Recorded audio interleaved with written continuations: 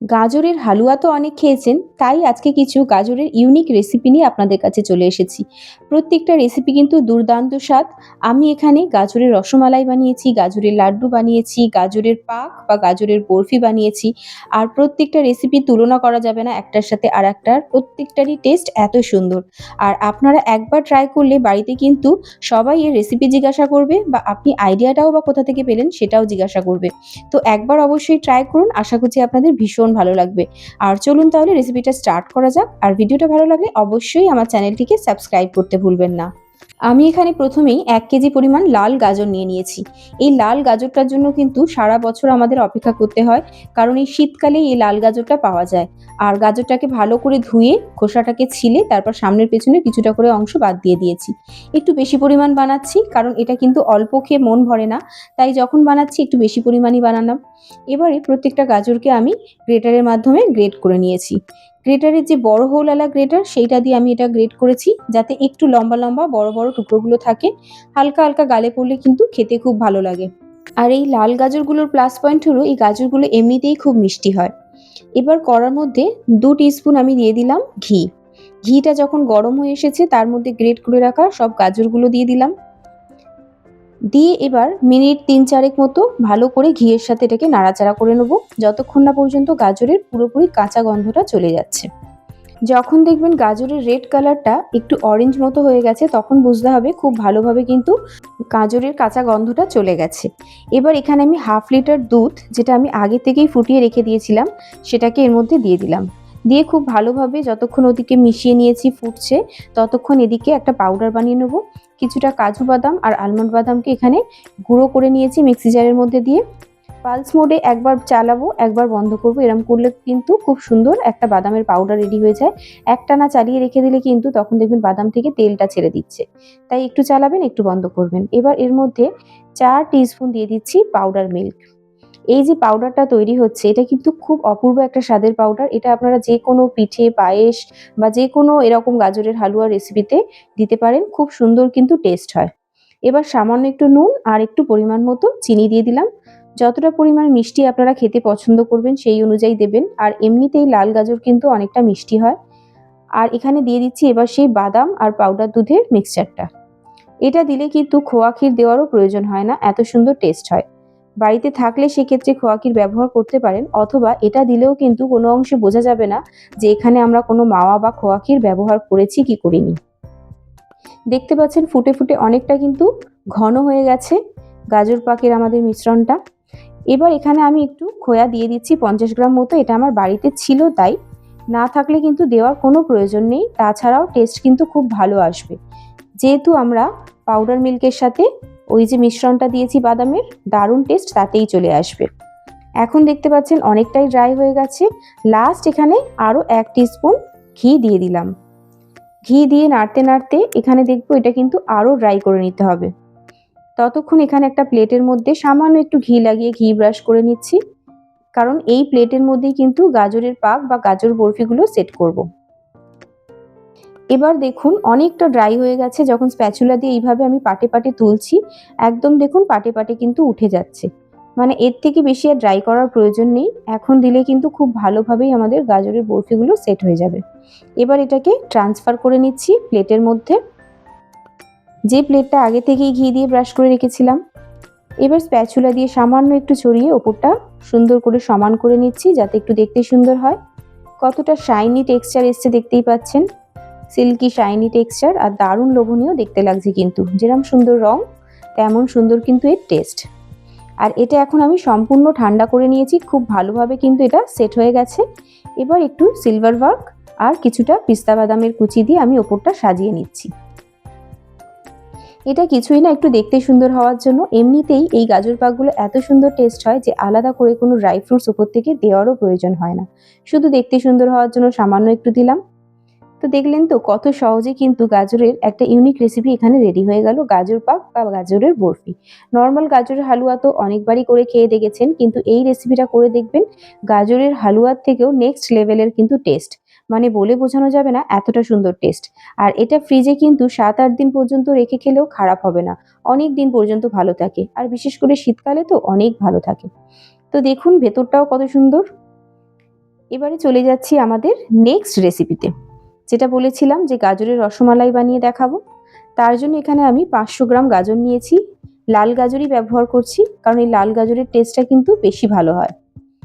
ঠিক একইভাবে আমি গাজরগুলোকে ধুয়ে খোসাটা ছিলে তারপর সামনে পেছনের অংশ কিছুটা বাদ দিয়ে নিয়েছি। আর এই রেসিপির জন্য কিন্তু কোনো ঝামেলা নেই, কোনো গাজর গ্রেট করে হাত ব্যথা করতে হবে না। এখানে দেখুন আমি একদম ছোট ছোট করে টুকরো করে নিচ্ছি, যাতে মিক্সি জারের মধ্যে দিয়ে খুব ভালো এটাকে পেস্ট বানিয়ে নিতে পারি। এবারে সবগুলোকে আমি দিয়ে দিলাম মিক্সি জারের মধ্যে। তার মধ্যে 4 টেবিল চামচ দিয়ে দিচ্ছি চিনি আর 1 কাপ পরিমাণ মতন দিয়ে দিচ্ছি দুধ। দুধটা আগে থেকেই জাল দেওয়া ছিল।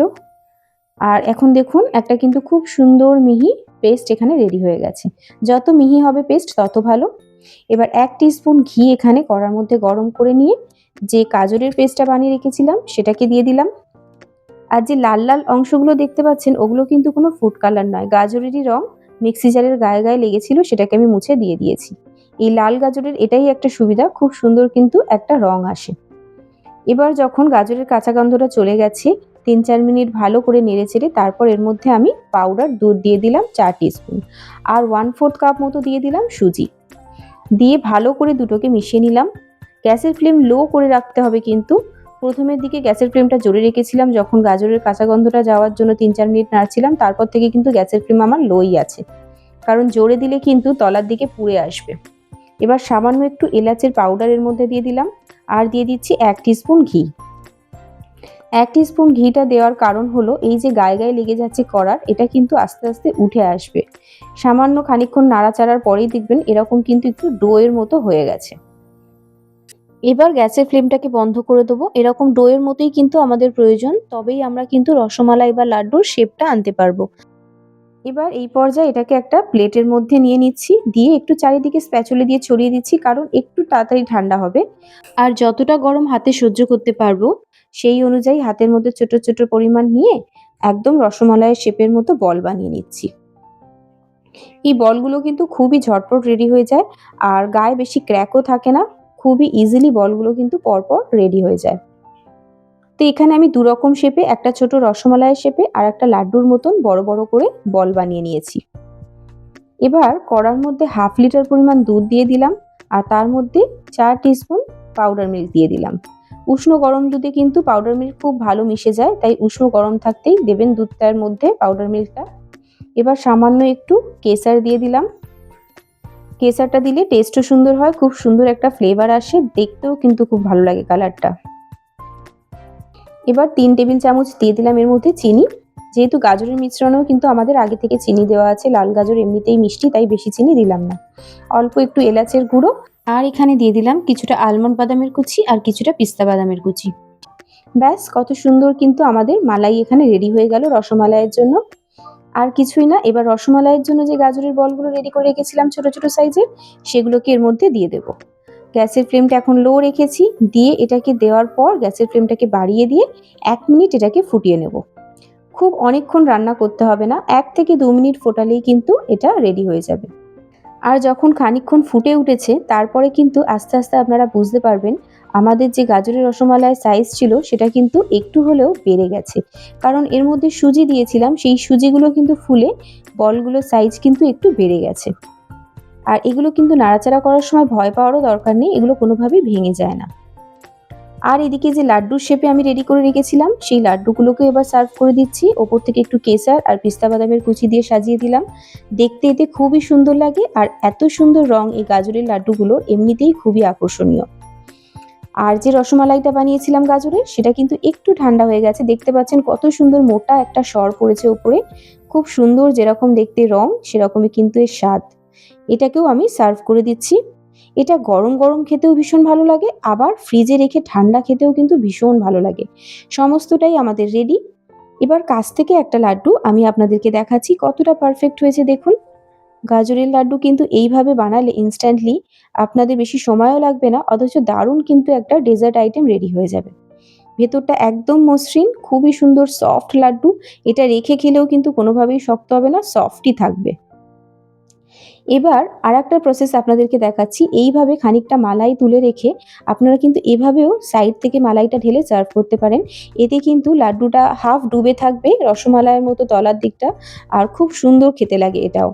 আরেকটা রসমালাই আমি তো ফুটিয়েছি, আপনারা দেখতেই পেলেন। এটা কিন্তু কোনোভাবে ফোটানো নয়, এটার টেস্ট একটু আলাদা লাগবে যেহেতু মালাইয়ের সাথে খাচ্ছেন।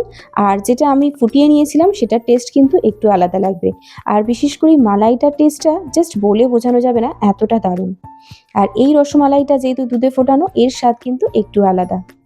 কোনোটার সাথেই কোনো স্বাদ আপনারা কম্পেয়ার করতে পারবেন না, প্রত্যেকটারই স্বাদ এত সুন্দর। তাই বলছি, লাল গাজর থাকতে থাকতে একবার অবশ্যই ট্রাই করুন আর আমাকে কমেন্টে জানান। ভিডিওটা ভালো লাগলে একটা লাইক করে দেবেন আর আমার চ্যানেলটিকে সাবস্ক্রাইব করে দেবেন। আবার দেখা হবে, টাটা।